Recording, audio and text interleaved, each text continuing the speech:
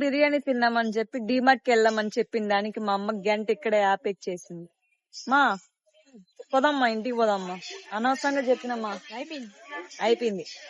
So మీరు కూడా మీ mummy వాళ్ళతో షాపింగ్ అన్నప్పుడు దయచేసి వెళ్ళకండి. ఒక బాటిల్ దగ్గరే 10 minutes ఉంటుందంటే మిగతా వాటి దగ్గర ఎంతసేపు ఉంటుందో మీరు ఇంకా అర్థం చేసుకోండి.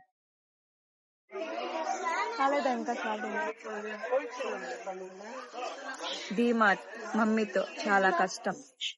ఎందుకు ఇవి ఇప్పుడు? ఇది కావాలంట గైస్, మళ్ళీ రేటు కూడా చూస్తుంది. తక్కువ అయితేనే తీసుకుంటుంది, లేకపోతే తీసుకోవద్దు గైస్. మా మమ్మీకి నాకు 4 కళ్ళు పెట్టుకొని కూడా మా మమ్మీ 16కి 116కి తేడా తెలియకుండా మాట్లాడుతాను. అంటమా మా రేట్ చెప్పు, మా రేట్ చెప్పమా.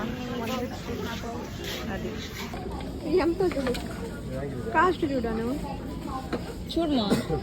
350, జస్ట్ 350. మా నువ్వు రిచ్ మమ్మీ, నీకు తెలియట్లేదు. మమ్మీ కావాలి గైస్, కానీ దాన్ని రేట్ చూసి మా మమ్మీకి వద్దంట.